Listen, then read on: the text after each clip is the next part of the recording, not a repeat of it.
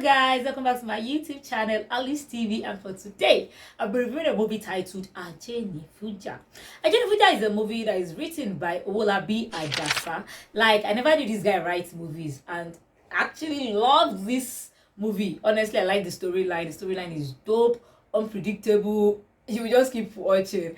And then this movie actually features Peju Ogunmola, mother-in-law. We have Wunmi Ajiboye, who played Shola, Kolawole Ajeyemi, who played Jide, Kolawole Ajeyemi, played Femi, Jide's friend. And then we have Baba Lati, who played the gatesman, and Enife, who played Shewa, that is the house help. So, however, before I start talking about what the movie is all about, the good, the bad, and ugly, and other things, rating the movie, past expectations, if you've not subscribed to this channel yet, kindly click on that subscribe button. Also hit the bell button so that you get notified whenever I drop any new videos, especially now that December is coming, you know, our time of movies. Yes. So hit the button. Thank you. And if you've done so already, I love you. Like, you people have a special place in my heart. Thank you. Now let's go back to talking about Ajenifuja. When I first came across Ajenifuja, I already know that, okay, somebody or some set of people actually involved in money ritual in this movie. So this movie actually gave me so many conflicted feelings that at a point I don't even know what to say. Like, I was short of words. I didn't know what to say. So we have Shola, we have Jide. Jide, according to Shola, was rich before, but he got duped and then lost all of his properties, his money and everything. And then Jide now felt, even though I have friends, so I cannot run to my friends to help me. Let me go to my girlfriend's house so she can be helping me. Excuse me, uncle, what? Like, you guys are not married, you guys are now living together.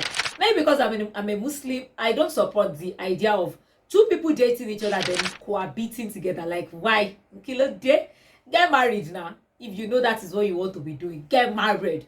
But no, you were not married to that babe and then you went to be living with her. Fine, no problem. But this uncle was being insulted and being yabbed every day.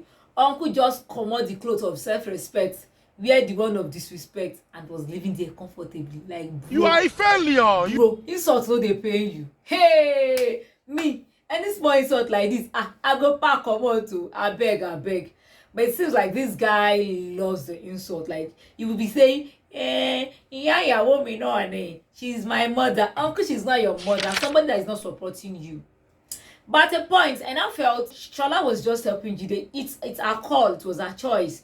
The mother had no right to be disrespecting the guy in that manner. But then at a point, I felt, seems that this mom is right. Uncle Jide is actually lazy because he did not even bother trying to get a new job. Even the babe suggested that, babe, let me give you money, go and start business. So he declined. That was when I said, this uncle is lazy. And then this uncle is now a traditional man that when she was their housemaid, traveled to take care of her mother that was sick. He was, at least you are not doing anything. Even if you are doing something, you feel your wife is already stressed. There's no big deal if you enter that kitchen and say, babe, let me help you. Stuff like that. Madam will go to work from morning, come back in the evening, still enter that kitchen, be cooking for uncle that did not leave the house from morning till night. Like, we are in relationship, we get married to help each other out now. She's helping you. The least you can do is to help her. So there is no big deal. If you cannot cook, you guys can actually come together during weekend and make all these bowls of soup, put it in the freezer, and microwave to make things easier for the woman. But no, until uncle was insulted upon it and he was actually forced to become an housemaid in that house. Uncle still did not pack his bags and leave. Uncle still stayed. I'm sure this uncle likes disrespect and insult a lot. Now, at a point, I felt Shola took it too far. Even during weekends when she was at home, the least she could do is, babe, don't worry, let me help you today, or both of you be in the kitchen. No, she will go to the back corner and sit down with her mom and be gisting with her mom. And then I felt, and Shola gone, see you gone, pop, dear.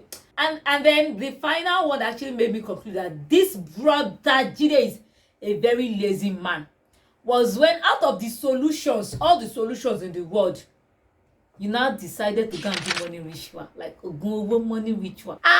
You cannot say, my friend, though, that place is auto, please let me get an apartment. You said your friends are nice now, of course. Okay, pardon me, borrow me money, let me start business. Yeah, but no, it's money ritual that is the solution. Until Uncle met his water. In fact, I never did it. Richard will be successful to an extent, because the babalawo was like, you see these women, like about 10 women, they are going to bat for you naked, and your down there must not rise up, like anything must not rise in your body. Hey, I was like, how is he going to do it? Anyways, that part was not successful. Now the next part was now for him to go and cut the hair of one of those women that is close to him. So he now felt, this mother-in-law, she has been disturbing my life, let me just use her. Okay, oh, the middle of the night, the wife was already monitoring him. That one too was cat and rat in the house. So the moment Jide stood up to go and cut the hair of the mother-in-law, Shola too followed him. After he cut the hair, Shola cut him right that day. Hey, girl, see trouble. Shola saw the hair. Shola now tried waking the mother up. Mother is dead. Who killed the mother? Do you think the mother died before Jide came in to cut the hair, or do you think it was after Jide cut the hair that the mother died? That's just how the ended part one, and I love that, because even me myself, I don't know what's expecting part 2, honestly. But then it's two-way thing. So, anyways, before we go there, let's talk about the good parts of this movie. Number 1 is the storyline. Like, I so much love the storyline. Olabi Ajasa did a very, very great job. I won't lie to you. I just hope and pray that part 2 will not mess the whole storyline up, because we know how Yoruba movie makers are with part 2. Another good thing about this movie are the actors and actresses in this movie. Like, give it to these guys, from Peju Ogunmola to Wunmi Ajiboye to Kolawole Ajeyemi. Like, these 3 guys, so Olabi Ajasa actually did a very great job. Like, I was wowed. Everyone was just killing their roles. Everyone really did a very great job. Even though I believe Ajiboye actually did some overdressing there, but she's actually huge and big. So I don't know, there's nothing to good have done about that. I love that part as well. And then another thing I like about this movie is the subtitling. The subtitling was not so perfect. It was not a perfect job, not 100%, but they did a marvelous job with it. There were some errors, but then it is still in my good book. So yes, I like the subtitling. So those are just the few things I like about the movie, and I like the fact that the video is clean and clear. Like, oh clean, oh sharp, oh clear, oh shewo, oh do made sense. I love it. So now let's talk about the bad part of this movie, like the sounding. The sounding was terrible. At a point you increase the volume, at a point you decrease the volume. That is even a general problem in Yoruba movie, by which they could have just ignored the balcony and not use the balcony for the movie.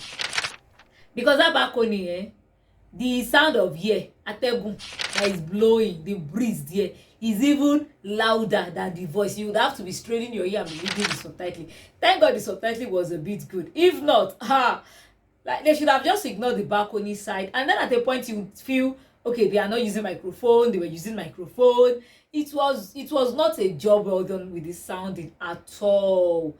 Another thing that I don't really like about this movie is the Mr. Latin and Shewa scene.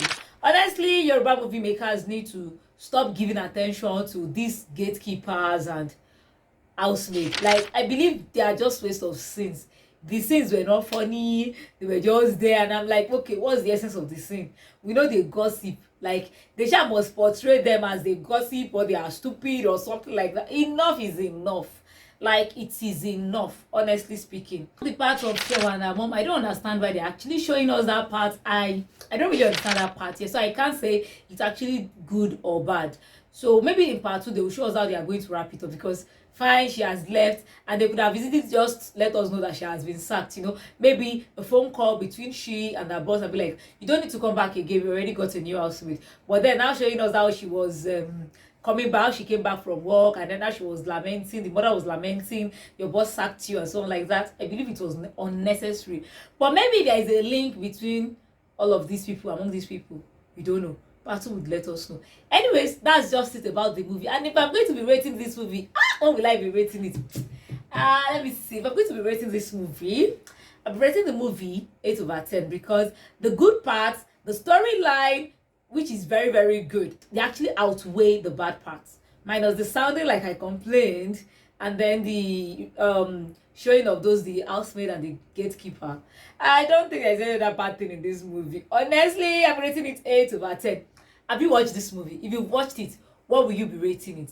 And who is your favorite character in this movie? Personally, my favorite character in this movie is Peju Ogunmola. Is it those about the insult? Hey, wele, hey, mama di mama, like mama di mama. Yes, so I like it. I like her. She's my favorite actress in this movie. So now expectations for part 2. Number 1, is either two things.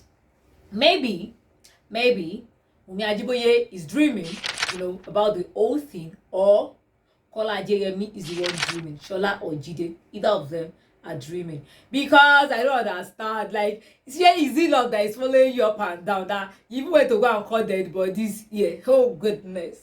So either that, or maybe, okay, fine, Jide actually did the money ritual. The mother-in-law is already dead before he entered, before he cut the hair. Or could it be the fact that after cutting the hair was what led to the mother's in-law's death immediately?